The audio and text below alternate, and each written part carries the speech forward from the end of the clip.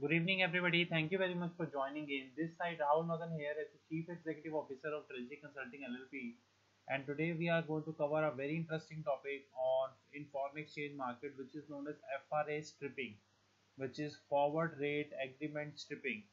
Now, forward rate agreement, as we already have two videos about forward rate agreement, whereby we are covering that what exactly do you mean by forward rate agreement, and secondly, we are covering about the dynamics of the forward rate agreement. So, in this video, we would be covering about the all expect. We would be covering how a particular corporate treasurer can create a strip of forward contract and how the particular gain and loss will get settled. All those who are very fresh in nature and watching this video first time, we are going to introduce you introduce you a little bit about forward rate agreement. As you very well understand that forward rate agreement is it's one of the most beautiful financial derivative created in the world of interest rate derivatives. Unfortunately, there are many people who still having a perception that forward rate agreement is all about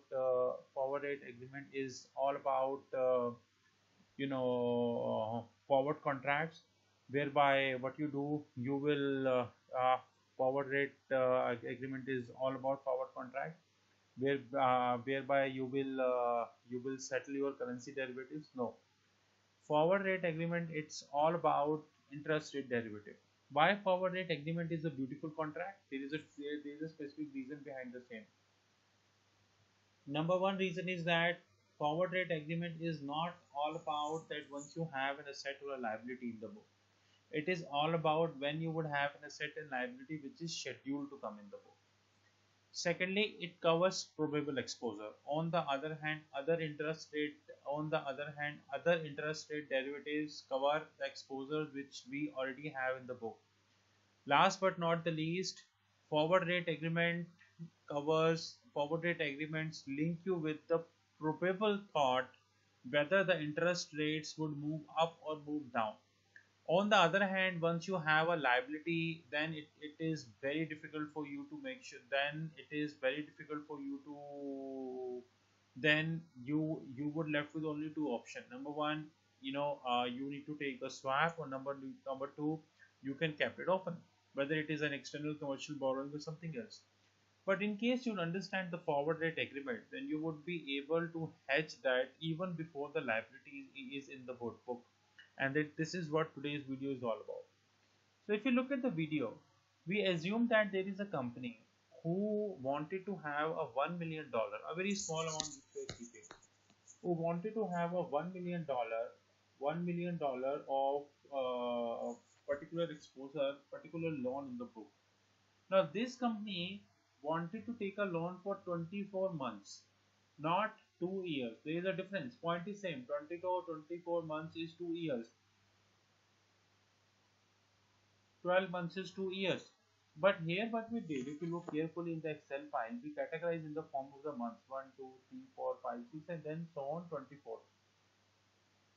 Now we already told in the earlier videos that forward rate agreement is categorized that 1 into 2, 1 into 3, 2 into 2, 2 into 4, and the maximum forward rate agreement it is maximum forward rate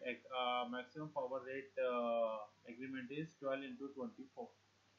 Now what do you mean by 1 into 2? It clearly specifies that you know that you are going to take a $1 million of exposure 1 month from now, and to be in your books for 24 months, and every month you are going to have a payment which is based upon LIBOR. As simple as that. So I repeat, so you're going to take a loan 1 month from now, and that is going to be with you for next 24 months, which is roughly 2 years. Now in this, what we did, now since you are going to take 1 month from now for 1 month, henceforth we mentioned 1 into 2, which is 1 month from now for 1 month. It means after 30 days for another 30 days, which means 60 days. 1 into 2. Henceforth here 1 month from now for 2 months, 1 into 3, and then so on, 1 into 4, 1 into 5, 1 into 6, 1 into 7. Now let's take 1 here. 1 month from now for 17 months, which is 1 into 17. 1 into 1 into 17, which is 1 into 1 month from now for 17 months, and suppose 1 into 18, and then so on and so forth. Now you must be surprising that why we kept here open. The purpose is this, as I already told you, the forward rate agreement can only be taken. Forward rate agreement can only be taken for 20, the maximum period is 1 year. So since 12 1 year, 12 into 24, it is the maximum period which you can take, which is 12 months from now for 12 months. It means, I repeat, 12 into 24 is the maximum period which you can take. 12 months from now for 12 months. But here it is 1 into 24, and so this period has to be kept open. Now moving to the other column, which is column number D here, FRA rate. Now here we assume that at the time the forward rate agreement which was trading in the market, it was trading at 0.5. Since we all understand that there is something known as time value of money. So what we did, as you can very well see, and this is very well apparent not to mention, so we have divided this, we have categorized, we have added 0.10, which is time value of money. So 0 0.6, 0 0.7, 0.8, and slowly, which is 2.6, 2.7, and like this. So what we do that for every month, which is 60 days, we have increased to 0.10%. Now, several of you might ask the question from is that why you have increased this to why have you increased this to 0.10%? The rationale is very clear. The rationale is that we all know that Federal Reserve is all scheduled to hike interest rate. In fact, they did it, and nowadays, there are a lot of talks which are going on that once Trump would take down the helm, which is roughly January. In fact, we are in 2017 now, and then he is going to increase. Then he is going to increase the consumer spending. And once the consumer spending would increase, and of course he is going to tighten the monetary policy. We all know that. So accommodative monetary policy, I don't think the Federal Reserve would do. In that sense, across the globe, the dollar rates would grow. The dollar rates would grow. In that sense, the FRA, which is FRA, forward rate agreement rate, would also grow. Henceforth, we are taking an addition of 0.10. Now, as we know that we are talking about a company, although we not named it, assume this is Alibaba. Now, every company would have a spread, that we all know.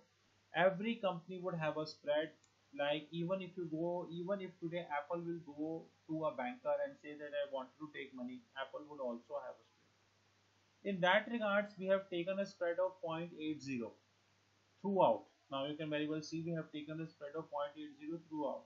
I know this is technically not 100% correct, in the sense like technically not 100% correct, in the sense like if you take the loan of 1 month having a spread of 0.80, and the loan of 23 months is having a spread of 0.80, I can understand very well.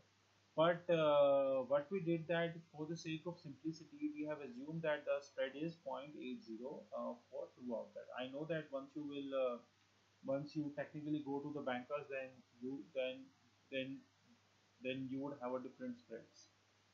Okay, so you would add this FRA rate and you would add the spread, and here comes the FRA rate plus the spread, which is the final rate. So we add both, and which is the final rate, and this is the final rate you can see. Now here it is actual LIBOR rate. Now actual LIBOR rate stands at this is the actual LIBOR rate. That what do you mean by one? This is now taking an example of say 6 months. We take an example of 6 months here.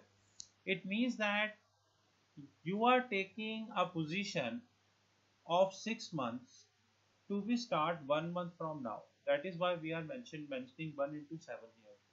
Now in this 1 into 7, let me dark this 1 into 7 for the sake of explanation. So this is 1 into 7. Now in this the agreed rate is 1.8. which covers the LIBOR of 1%. 6 months LIBOR is currently at 1.25, but we're taking 1% for simplification. So LIBOR rate is 1% and spread is 0.8, so the total is 1.8. On the other hand, actual LIBOR stands at 1.2. It means after 1 month, when the 6 months LIBOR stands at 1.2, so LIBOR went up. That is what we are taking. In the next video, we are going to cover the same thing if the LIBOR went down, and here you need to pay. But nonetheless, this is again we are assuming that the spread remain constant, although spread never remain constant.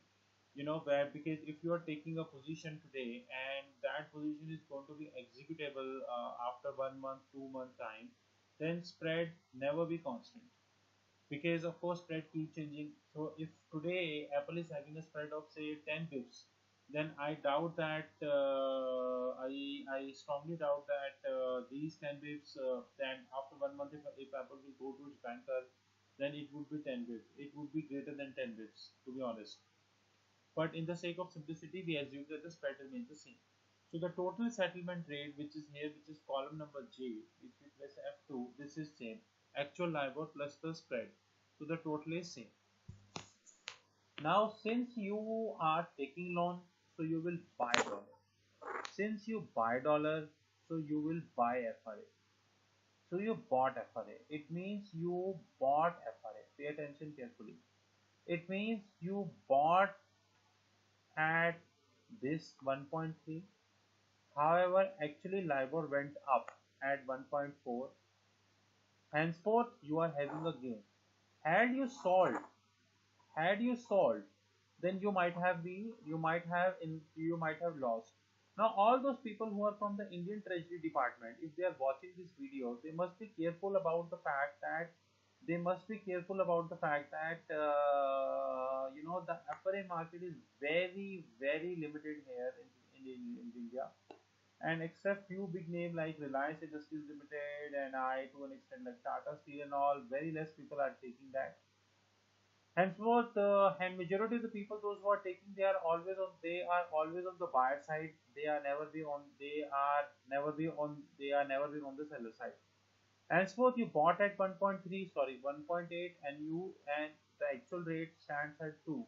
It means there is a difference of $2,000, which is the gain for you, which bank will give to you, which is a difference of 2% minus 1.8 into the notional amount. I know if you refer the books, you will see that the particular difference is actually present value.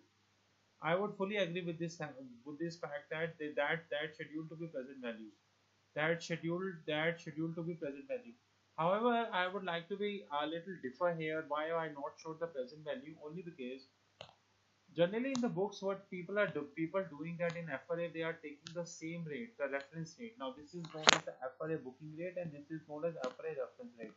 They are taking the reference rate into consideration. I would have little doubt that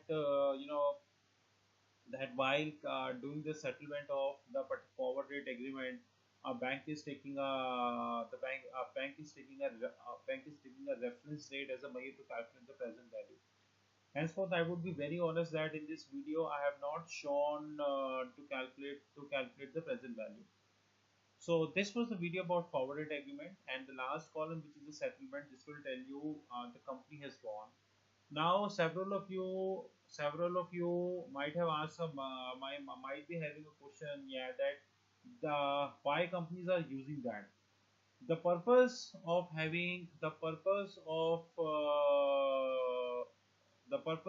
taking the forward rate agreement is, if the LIBOR would inch up, of course your cost would inch up, and if your cost would inch up, then this would be a debit side of your P&L. And if it would be on the debit side of your P&L, then it would impact your EPS. Now, if it would impact your EPS, in that sense, it is better to take a forward rate agreement, so that whatever inching up would happen because of this, the cost would hit your P&L. Some part of that would get compensated by the forward rate agreement. However, all those people, those who are watching this video, they need to be aware of this fact that this not always hold true, because forward rate agreement is a structured product. And what would happen, that if you take a forward rate agreement based upon a view that LIBOR would go up, what would if LIBOR don't go up? It 10 flats. So you have a transaction cost. What would even if LIBOR would go up, then it might not be able to go up the rate at which you expected. So there are certain subjectiveness which we are having with respect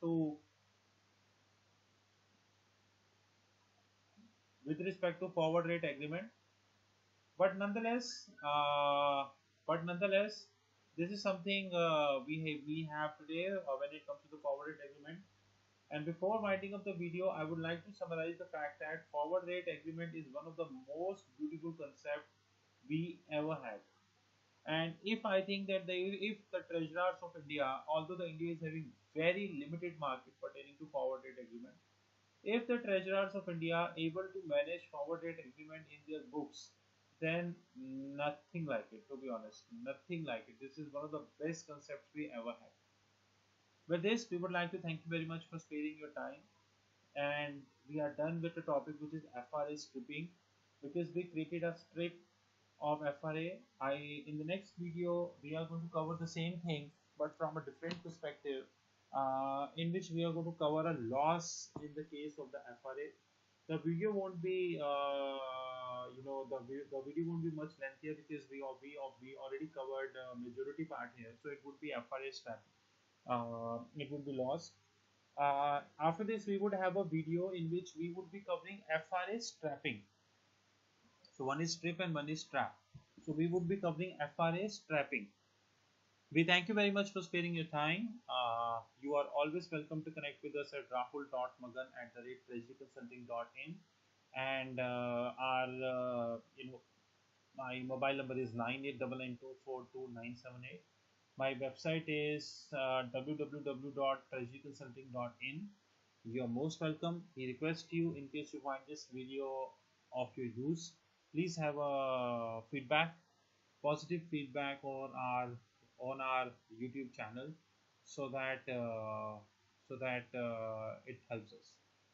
Thank you, and have a good one. Thank you very much.